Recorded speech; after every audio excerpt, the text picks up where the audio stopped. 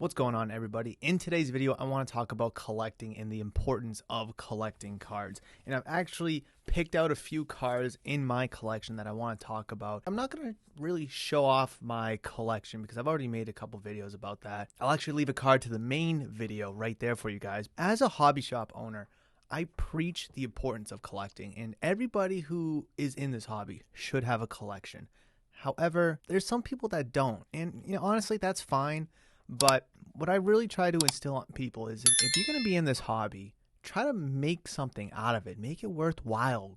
Grow an attachment to it, a connection, a bond, something you can pass down to your children or your family or whatever it may be. My perspective, collecting is something that you obtain where sometimes someone else doesn't have it, but it's yours to enjoy because you enjoy whatever it may be. If it's a sports player, you enjoy that player. If it's a Pokemon, you enjoy the nostalgia behind that Pokemon, or just Pokemon in general. You enjoy the way a card looks, or you enjoy having a game-used patch from one of your favorite players. There's just so many ways to enjoy this hobby and the cards that we buy, sell, and trade. And again, a lot of people kind of get caught up in the business aspect of it, which is fine. But again, have some cards set aside for you to enjoy. Again, have a sentimental, emotional connection, attachment to it, a bond. And I want to go over a few cards that I have here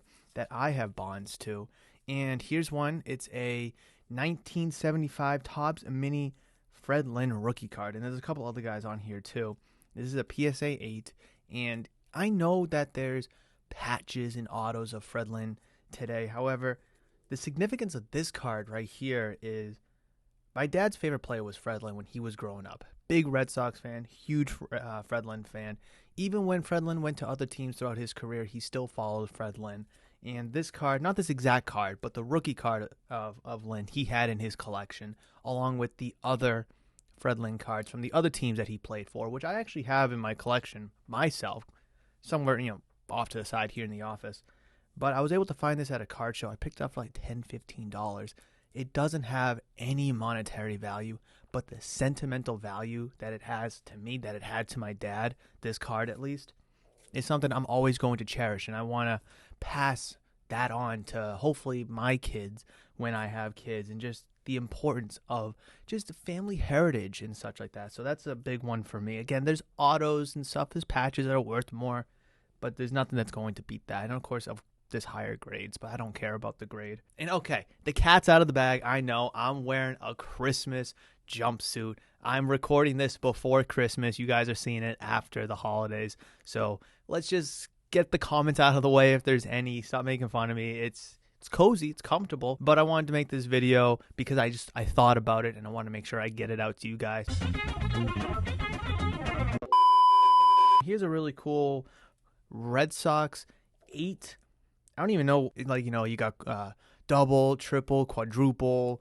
I don't know what 8 is, but this is a 8-player Red Sox patch, all game used, from Pedro Martinez, Roger Clemens, Carlton Fisk, Jason Varitek, David Ortiz, Jim Rice, Nomar Garciaparra, and Manny Ramirez. Wicked, wicked cool. And the best part about this card, not the fact that it's 8 legendary Red Sox players, it's all game worn. It's numbered to 12, and it's 12 of 12. And I was born on December 12th, so there's just so much going on here. Like, I loved Pedro growing up. Carlton Fisk hit that game-winning home run in Game 6 of the 75 World Series. Varitek, the captain. Ortiz, Big Papi, come on. I didn't really watch Jim Rice or Clemens play, but again, Red Sox legends. Nomar, named my dog after Nomar. He was my first favorite player. And Manny Ramirez. Who doesn't like the swagger that Manny had? So this is just a really awesome all-time card that I absolutely love.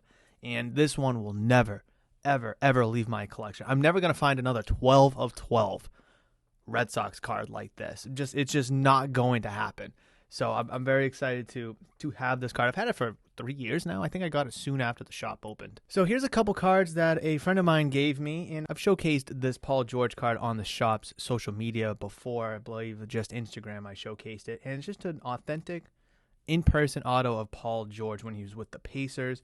It is not a rookie card. However, it's just an in-person auto of Paul George, my favorite basketball player. And that same friend of mine, he actually bought this Jerry Jeudy blue mosaic center stage card that's 99/99. So it's a bookend. And I was going through a bunch of cards, inserts and such, and I was going to put them in the dollar bin, maybe like the $2, $3 bin. He was like, Jerry Jeudy's Alabama, why don't you keep that for your collection? I was like, I don't mind putting it in the value boxes. I don't mind. He was like, what bin are you going to put it in?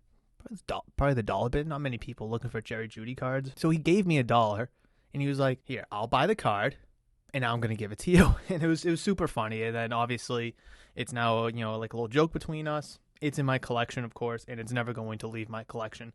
Bookend, kind of a team color match. Moving on to another card in my collection that just has so much value to me is this Mirror Force card from Metal Raiders. This is a Yu-Gi-Oh card that when I was younger, I tried to open tons of packs among various products, to be honest, before I realized that this was only in one certain set back in the day when I was originally collecting Yu-Gi-Oh. A gentleman came in probably a couple years ago at this point with a binder full of Yu-Gi-Oh cards.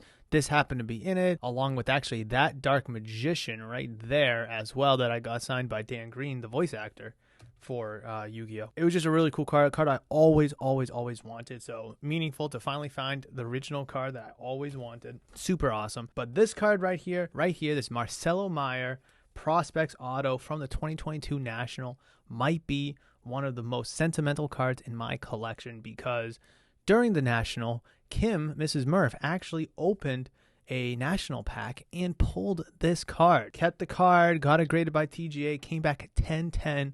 Just super awesome moment for both Mrs. Murph and I. And I'm so happy to have this card in my collection forever. At the end of the day, what I'm trying to convey is while you're in this hobby, while you're adventuring through this hobby, have a collection that makes you feel something. Have a nice sentimental connection to these cards because, yeah, they're only just cards at the end of the day. To some people, they're more than that. They're memories.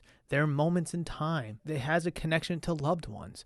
And I think that's really the awesomeness behind this hobby. And you could even say this about other hobbies too, with comic books, action figures, video games. There's so much interconnectivity between a piece of cardboard that can just mean so much to somebody. And if people that are watching this video or people in this hobby that just like to buy, sell, trade, and flip, and they're just kind of emotionless behind the cards, so what? Okay.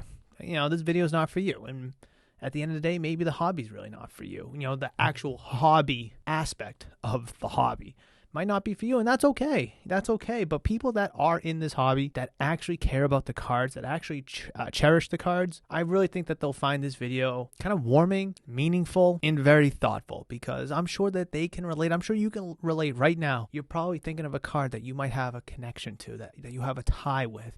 That maybe you and a family member have a bond over. And that's fantastic. That is one of, if not the biggest reason to collect cards or collect anything for that matter. So that's really what I wanted to convey my message in this video, is to have a deep level of connection to these cards, a bond, chemistry, charisma, just simple emotions. I know this was kind of a slower video for you guys, but hopefully you were able to learn something from this video, or at least take something away for your future hobby endeavors. Thank you so much for watching. Please smash the thumbs up button, comment down below, and of course subscribe to the channel if you're new or haven't considered subscribing. Have a great new year, guys. And if you enjoyed this video, I've queued up an excellent video right here for you that I do believe is going to be excellent for your hobby endeavors. Hopefully, I'll see you in that one.